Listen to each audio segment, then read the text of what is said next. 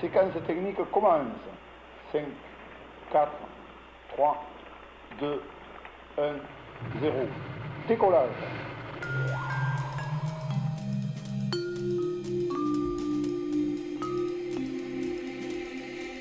Garde-le pour toi. Histoire et confidence. À la Gardoise. Dans cet épisode, on s'envoie en l'air avec Sophie Kantorowicz, artiste circassienne. On coupait du pain, non? Je fais... Non? Pour les huîtres.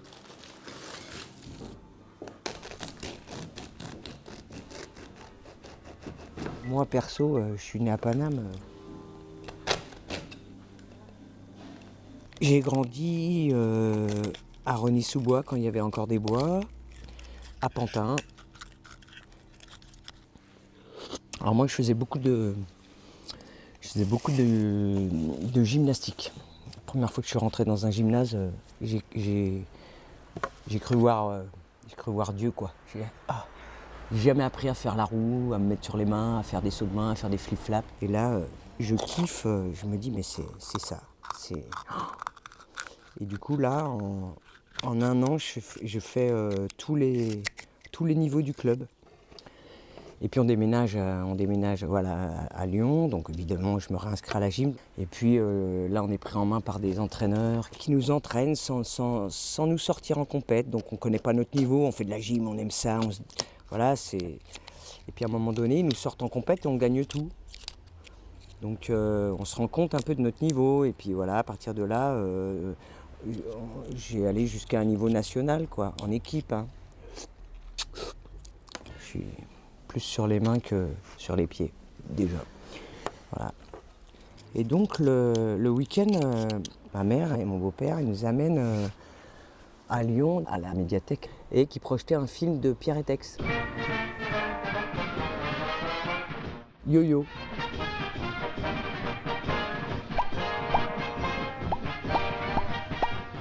Et yo-yo, je vois, qu'est-ce que je vois? Je vois la vie d'un cirque, quoi. Voilà. Et je me dis, mais c'est ça que je veux faire.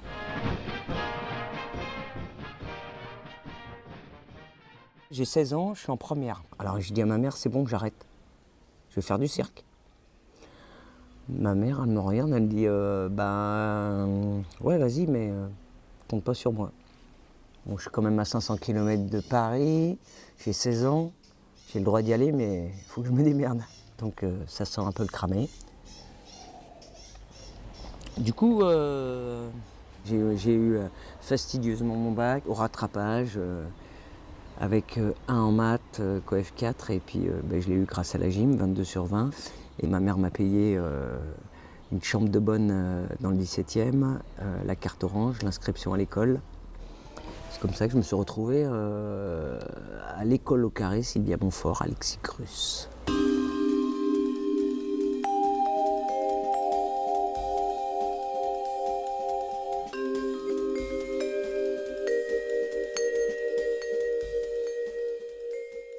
Moi j'hallucinais, il y avait des gens qui n'avaient jamais fait une roulade avant, qui venaient faire du cirque. C'était tous les gens à qui on a dit mais toi t'es un clown, passant de l'autiste léger à l'anorexique moyenne, des gens qui cherchaient des chemins de traverse pour pouvoir exister, qui ne les trouvaient pas dans ce qui était proposé dans le monde, quoi. Et on était tous quand même dans la marge, quoi. Et ça nous plaisait. Moi j'étais les cheveux en l'air, la crête, un peu quepon. Et au bout de 6 mois, j'ai commencé à travailler avec le cirque de Barbarie. Je suis rentré pour remplacer quelqu'un et on est parti en tournée, je dirais, quelques mois après, quoi. Le cirque de Barbarie, il avait une particularité, c'était un cirque uniquement composé d'artistes femmes. La super bonne idée. Le soir de la première répète, je rentre chez moi et j'ai clairement conscience du boulot qu'il faut faire. Et je sais, je me dis, soit, Sophie, soit t'arrêtes, t'y retournes pas demain, soit si tu y retournes demain, t'es pour longtemps. Ben voilà, j'y suis retourné le lendemain. Mais c'était très très net. On fait du cirque, on vit cirque, on s'entraîne, mais c'est notre raison d'être. Hein. Voilà. Faire les plus hauts saltos, faire les plus belles figures. Je sais pas, comme un danseur, arriver à se dépasser. Moi, j'ai été recruté pour faire l'acrobatie dans le charivari et puis tenir tous les petits rôles entre les scènes. Et c'était complètement, complètement nouveau à l'époque. C'était le début du nouveau cirque, de ce qu'on a appelé 10 ans plus tard le nouveau cirque. Ce cirque des femmes, c'est là où j'ai des souvenirs rocambolesques. De ces années-là, j'ai gardé des amitiés fortes. C'était vraiment ce qu'il me fallait.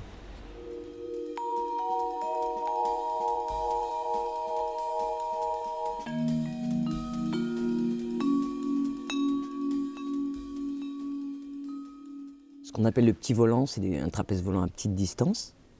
Donc la plateforme, elle est à 3 mètres et les accroches du trapèze, qui ont des câbles à peu près de 2,50 m, sont à 5 mètres, 5,20 m exactement. Donc, et on se réceptionne sur des gros matelas, un peu comme des gros matelas de saut à la perche. On n'a pas de filet parce qu'on ne peut pas tendre un filet, c'est trop bas, on n'aurait pas le temps de tomber dedans. Donc, alors j'ai beaucoup aimé cet agrès parce qu'il permet de ne pas perdre une certaine intimité avec le public. On se voit encore dans les yeux, on voit encore les traits des visages, il se passe quelque chose qui, si on monte de quelques mètres, on perd. On rentre dans autre chose. Donc le petit volant, ça a toujours été considéré comme le trapèze volant un peu des clowns. Après, c'est très très très traumatique pour les épaules. Parce que le rayon dans lequel on a tout notre poids suspendu au trapèze, il est très rapide. On passe de rien à tout le poids.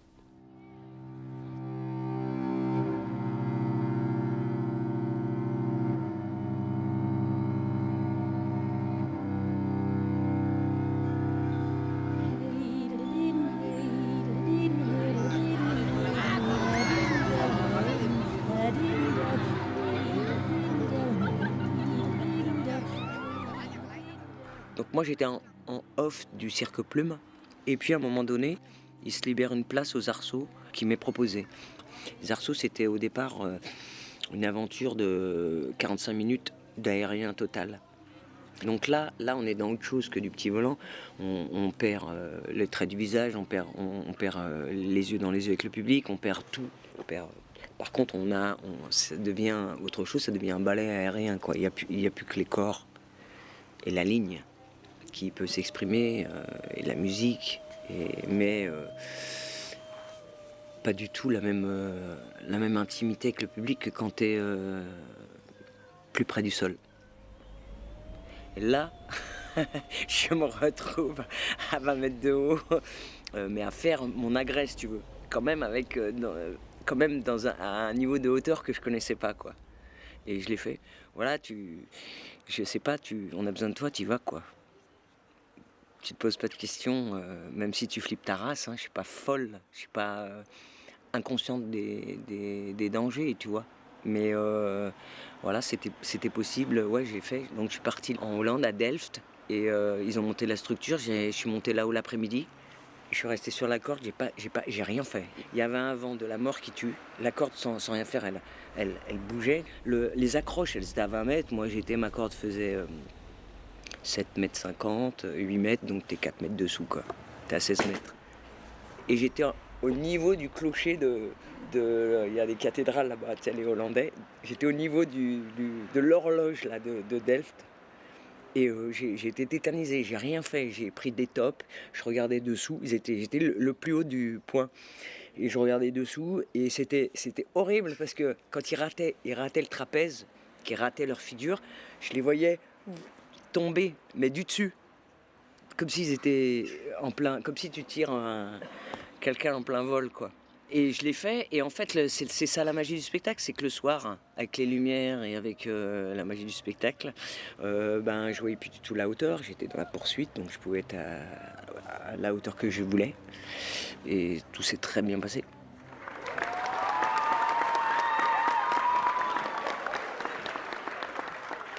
J'ai toujours appris, parce qu'il fallait y aller, il fallait le faire, c'était dans ces conditions-là. J'ai jamais eu le temps d'apprendre. Ce que j'apprenais l'après-midi, je le faisais le soir en spectacle. Mais je pense que j'aurais pas pu apprendre autrement, au fond de moi. Les excellents trapézistes qui étaient avec moi, eux, ils sortaient des premières promos de Chalon, du CNAC, du Centre National des Arts du Cirque, qui avait été créé. Donc eux, ils étaient la première promo ou la deuxième promo. Et donc, ils avaient eu le temps d'apprendre, de faire du trampoline, de prendre des repères. Moi, non.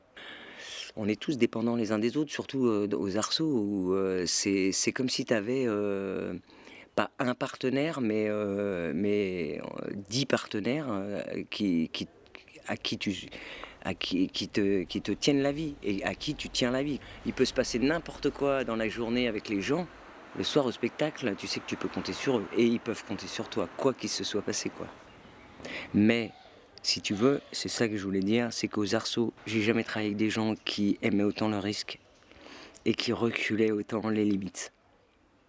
C'est-à-dire que par exemple, on a joué un jour en plein mois d'août dans une île là en Hollande, je sais plus où, un festival machin, et il neigeait.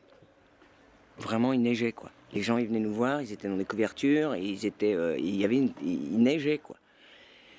Et fin août. Et nous, on était avec nos petits costumes, et on se réchauffait dans les projos, quoi. Quand t'étais à l'arrêt, quand t'étais entre deux. Et je regarde un petit peu, je sonde les regards de mes partenaires. Tu vois qu'il y en a un qui disent, arrête de jeu, pas l'ombre d'un doute, quoi. Pas l'ombre d'un doute. Donc,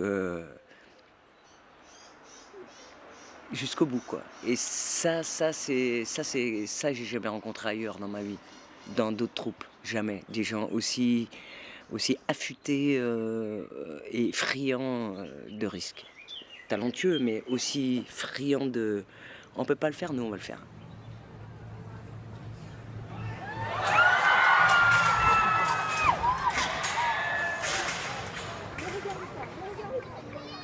Effectivement, ça s'est arrêté sur un drame. Il y a eu des drames.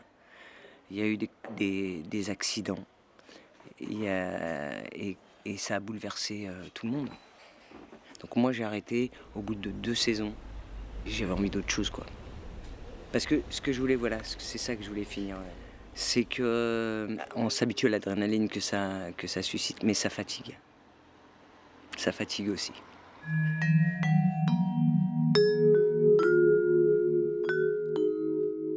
Moi, ce qui m'a toujours sauvé, c'est que j'étais pas doué. Je suis pas une mauvaise trapéziste, sinon les mauvais trapézistes n'existent pas, ils sont cassés, ils sont dégagés tout de suite. Mais j'étais pas doué.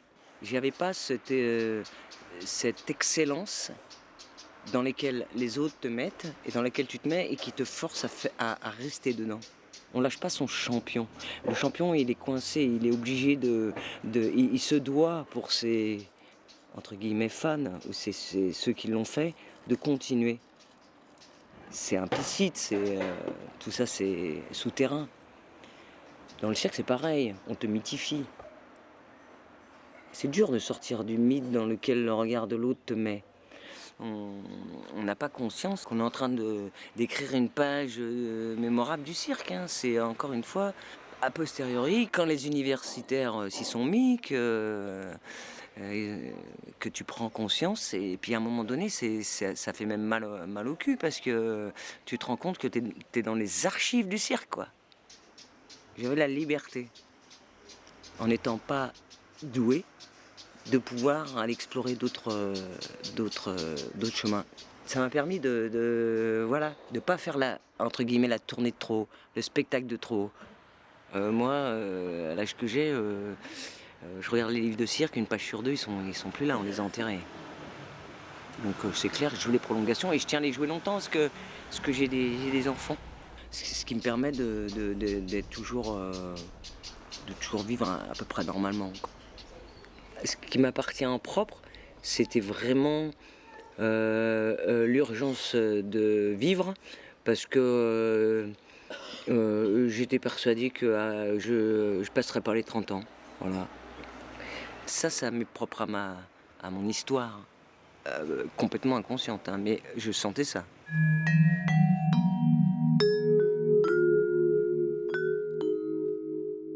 Et à 30 ans, qui c'est que j'ai rencontré? Xavier Martin. Acteur, compositeur, metteur en scène, décor. L'homme de ma vie, mon partenaire, à la scène comme à l'écran. J'étais aux Arceaux et 6 mois sans le voir, enfin à part à Bangkok, un peu de tourisme sexuel, c'était les vols les moins chers, donc il est venu une semaine. 6 mois sans le voir, j'ai dit plus jamais ça. Et les Arceaux nous ont proposé qu'il fasse partie de la troupe sur la nouvelle création. Et du coup, j'ai décliné avec les Arceaux. J'ai dit, on va pas, même si c'est super, vous voulez engager Xavier. C'est une grande confiance, hein, mais en même temps, bon, ça m'achète aussi. Je suis pas dupe. Donc j'ai décliné et j'étais déjà avec des amis sur un projet de monter une troupe, quoi, les colporteurs. Et donc, au moment de m'engager avec eux, je leur ai dit, voilà, je vous prends pas en otage, mais soit Xavier, il fait partie de la troupe, hein, soit moi, je me retire du projet. Voilà, le projet n'est pas commencé, c'est pas un ultimatum, c'est pas un chantage, c'est pas un choix, c'est juste une réalité.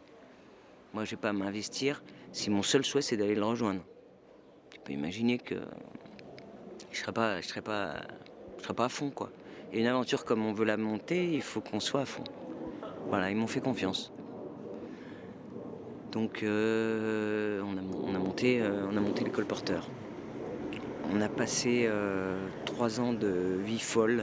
Là, on n'avait plus d'attache. On avait aménagé un bus comme maison et puis on avait largué les amarres. Voilà, la vraie histoire d'amour. Et on a conçu la toile de chapiteau qu'on voulait avoir. On a imaginé ce spectacle, on l'a tourné. On a tourné 3 ans comme des fous.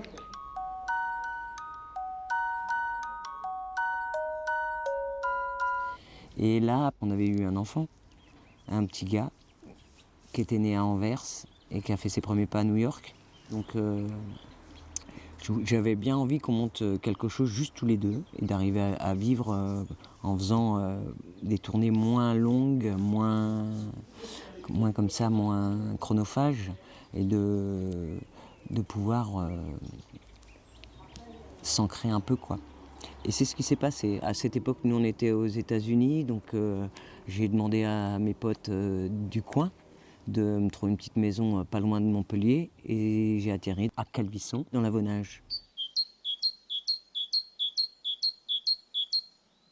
Et puis après, je disais à Xavier, c'est bien, on tourne beaucoup, tout ça, mais ça serait bien de monter notre histoire. Et en 2005, on a monté ensemble la compagnie d'Ardard.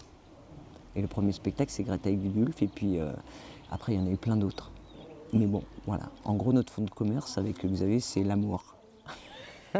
L'amour, toujours. Voilà. Ensuite, Simon, il a eu un petit frère, Maxime. Et là, du coup, les enfants, c'est une sorte d'encre. Un phénomène d'ancrage plus. Et contrairement à moi, eux, ils ont encore ils ont leurs copains de la crèche. Et ça, c'est joyeux de voir ça, quoi. Donc j'ai pas l'accent, mais je suis du coin depuis presque 20 ans. Mais bon, moi je suis du coin partout.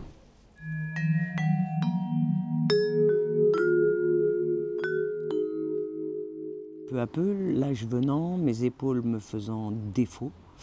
Et malheureusement, dans notre métier, malgré mes heures de vol, J'ai pas la retraite à 42 ans comme les danseurs étoiles. Et donc il faut que je continue quand même à faire rentrer des pépettes pour remplir la gamelle. Et donc là je vais faire le taxi. Voilà, je vais me former pour pouvoir continuer à vivre voilà, décemment sans être obligé de survivre et de faire l'aumône, quoi. Donc je vais voiturer peut-être les gens. Et puis l'habitacle, c'est propice par les petites routes du département. Ça peut être... bon, il y a des jours, ça ne sera pas drôle. Hein. Il y a des grincheux, hein. Ils m'ont prévenu dans mon stage d'immersion. Il y a des grincheux, vous allez vous faire engueuler. Mais bon, comme je leur dis, je ne suis pas un perdreau de l'année. Ils viendront une fois, ils ne viendront pas deux, c'est pas grave. Le soleil brille pour tout le monde. Voilà.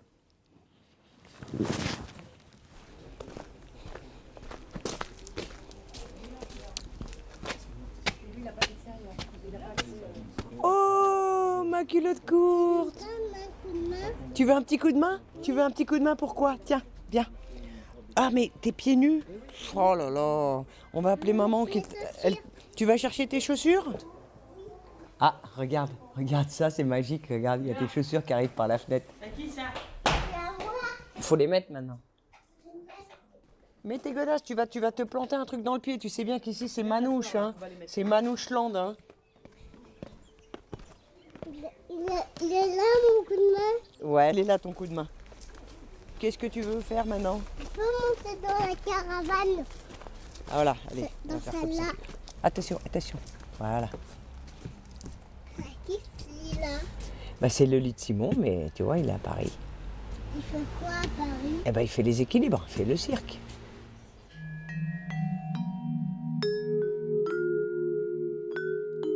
Garde-le pour toi.